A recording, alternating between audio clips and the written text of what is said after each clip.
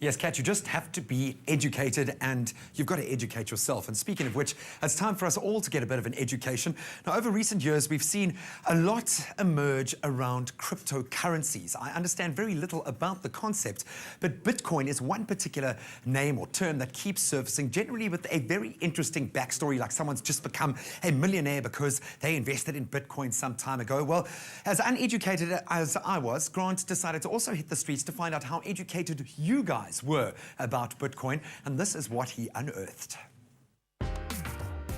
Bitcoin is all the buzz, but if you're wondering exactly what it is, you're not the only one. What do you think Bitcoin is? Bitcoin, no idea. What do you guys think Bitcoin is? Well, I think it's a coin that you bid on things with. Would it maybe be a digital currency, or was that just a silly name for a digital currency? Yeah, it might be a digital currency. So what do you think Bitcoins are? Oh, Bitcoin. Sounds like money. Coin you bid. Money, chips, coins, something like that. I don't know. I don't know, a special coin that's worth a lot of money. Isn't it chips that you eat? Sounds like chips. A broken piece off of a coin? Yeah, a broken piece of a coin. I don't know. I have no idea. Maybe a company? What is it? Oh, I love that. A broken piece of a coin. We would all be so wealthy. I currently have about 25 million bitcoins. Really? What on earth is a that could be Bitcoin? worth a lot, dude. Okay. Do you know how to make money quick? Do you know how to make money really quickly? I want to make you rich fast. Get a job. Work. Yes.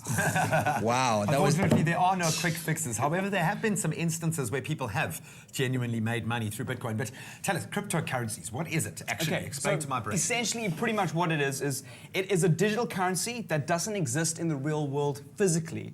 It exists on computers, peer-to-peer. And because it exists in that space, no one really, it doesn't belong to anybody. There's no government regulating it or controlling it. We as users regulate and control it. So, in order to get Bitcoin, where does it come from? It is mined on people's computers, peer-to-peer. It's mined. It's mined. Peer-to-peer. Like Shosholoza, mined. Yes, Yeah. there's software that physically mines a Bitcoin. So it has a value attributed to it because it takes time to mine. Do you understand Okay. that? So it has a value attributed to it. So it's made of ones and zeros, is what you're It's telling me. made of ones and zeros. Essentially what happens when you swipe your credit card. All that currency is also technically made of ones and zeros. The thing that the Bitcoin community have above government regulated currency is that it isn't government regulated. So the US dollar is regulated by the US government, the South African rand is regulated by the South African government, Bitcoin is regulated by the users who have machines that can mine that Bitcoin. It's sounding crazily like a game that I play called Clash of Clans, because you mine over time and you get this. So the fact that it's not regulated then how does it get compared to real monetary value and thus have value? Yeah. Well, certain vendors will accept purchases with Bitcoin, so they see the value in it. You can buy Bitcoin as well. So with real cash, you can actually buy Bitcoin over. Where did it all come from? Who was the genius or the mad scientist who cooked this up? There's a guy called Satoshi, let's just get this right, Nakamoto. He is a Japanese, traditionally a Japanese guy who developed this, Japanese born in Germany, a guy who developed the software to mine it. Sense, yes. Wow.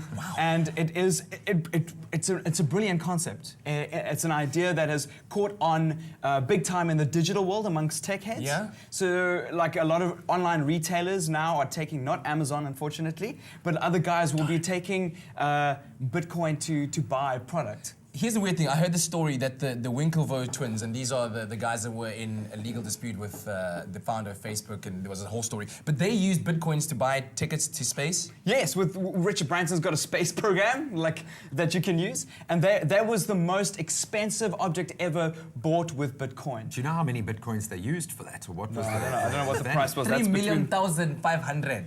Gosh, man. This is crazy. So Branson, if I want to get into the Bitcoin world, what do I do? You can download the software to start mining it and get into the computer and get into the system. There's a digital wallet that you can do, and a lot of guys have made lots of money up until now. It is fluctuating up and down, so it's a little bit volatile.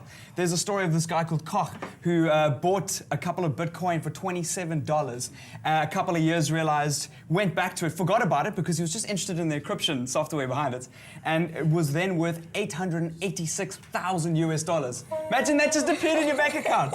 Well, he is on his way to space, I'm guessing, because that's pretty much, it seems like the only thing of real value that you can buy. Incredible. Thanks, dude. I actually do almost understand it now. We might get a This close, report on yeah. Bitcoins in next year's budget speech. Who knows? Right now, let's take a quick break. We'll be right back.